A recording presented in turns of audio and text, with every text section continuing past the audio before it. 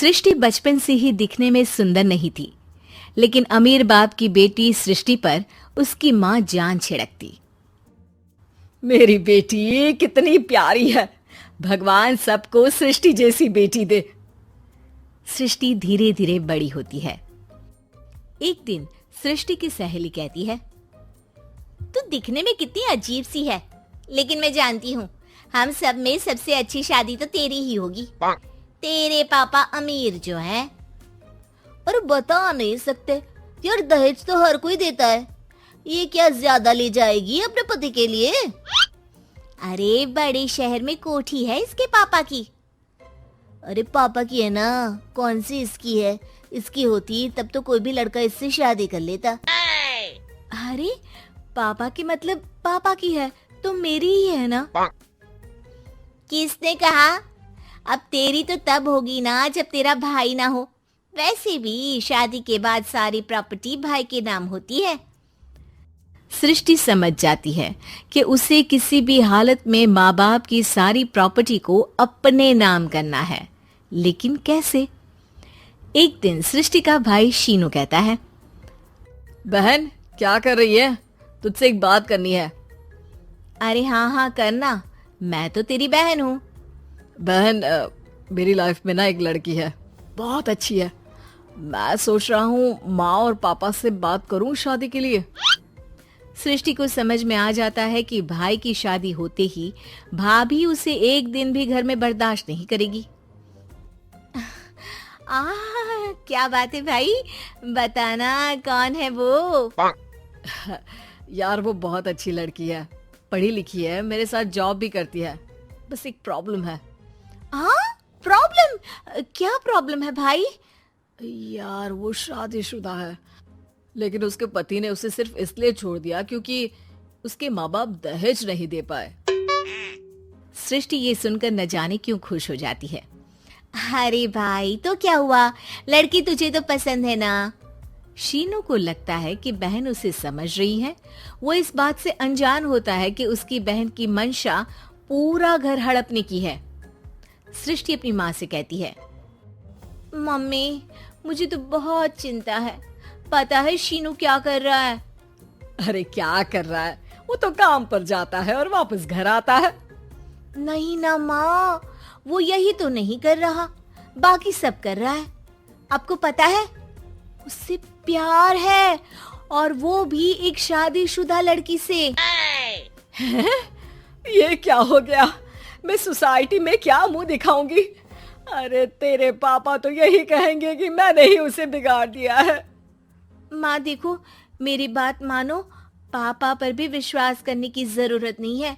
अब आप ही बताओ, पापा इतनी देर घर के बाहर रहते हैं क्यों? बोलो। अरे बेटा वो तो नौकरी करते हैं ना।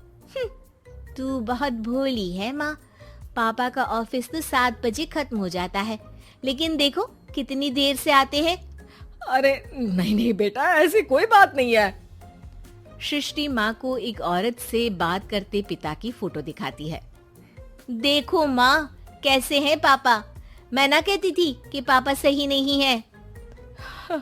मैं तेरे पापा से बात करूंगी, दे फोटो मुझे। ओ माँ, वो तो डिलीट हो गई। लेकिन चल, तूने तो देख लिया ना। पापा से बाद में बात कर लेना, और हाँ मेरा नाम बिल्कुल मत लेना। हाँ माँ। अब क्या था, सृष्टि के माँ और पिता के बीच झगड़ा होना शुरू हो जाता है। सृष्टि के मन में क्या चल रहा था कोई नहीं जानता था।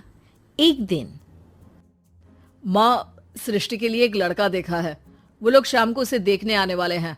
और हाँ माँ, एक खुशखबरी, मैं और पापा मिलकर एक नया बिजनेस ट्राई कर रहे हैं।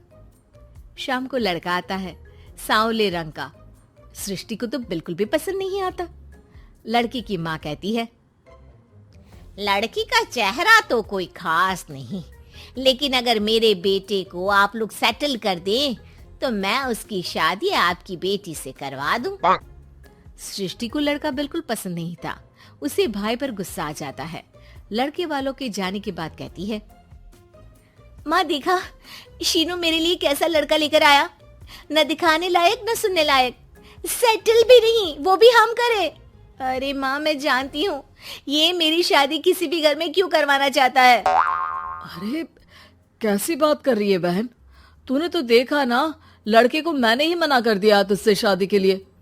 जिसने लड़का बताया था उसने उसकी बहुत तारीफ की थी। बात आई गई हो जाती है, लेकिन सृष्टि का मन शांत नहीं होता। क्या करूं, कुछ समझ में नहीं आ रहा। मेरी शादी हो गई तो ये लोग पूरी प्रॉपर्टी शीनू के नाम कर देंगे, मेरे हाथ तो कुछ लगेगा ही नहीं। तभी सृष्टि को आइडिया आता है। वो किसी वकील को फोन करती है। जी देखिए, अगर आपके मम्मी पापा का तलाक हो जाता है तो आपके पिता की आधी प्रॉपर्टी आपकी माँ के नाम हो जाएगी, फिर उसे वो किसी को भी दे सकती है। सृष्टि अब माँ को बेटे के खिलाफ भरती है। माँ, शीनू पर नजर रखा करो। वो जिस लड़की के प्यार में है ना, वो शादीशुदा है। यहाँ आएगी, सारा पैसा, रुपया, जमीन, जायदाद सब हड़प लेगी। पापा का भी हाल तुमसे छुपा नहीं है। ऐसा ना हो कि मैं और आप एक दिन सड़क पर भीख मांगे। हे भगवान, मैं तो जीते जी मर जाऊंगी अगर ऐसा हो गया तो। ऐसा हो गया नहीं माँ, ऐसा ही होगा। अभी समय है, आगे का सोच लो। मैं तो कहती हूँ पापा से आधी प्रॉपर्टी लेकर अलग हो जाओ। पापा की आधी प्रॉपर्टी भी हम लोगों को अगर मिल जाती है ना, तो अगले 7 जन्म सफल समझो। बेचारी माँ बेटी के कहने पर पति से तलाक लेकर अलग हो जाती है। सृष्टि अब पैसों से गाड़ी और अपने दूसरे महंगे शौक पूरे करने लगी। उसके दोस्त भी उसके पैसे इस्तेमाल करते। सृष्टि, कल तुम कहाँ थी? मैं सारा दिन घर पर अकेली थी। तो मैं क्या करूं? मैंने ठेका तो नहीं लिया है ना तुम्हें संभालने का। माँ को सृष्टि से ये उम्मीद नहीं थी। वो बैठकर रोने लगती है। वहीं उसका पति यानी कि सृष्टि के पिता आ जाते हैं। मैं जानता था कि तुम्हारा यही हाल होगा, तो आपने मुझे रोका क्यों नहीं? मैं रोकता तो तुम रुकती क्या?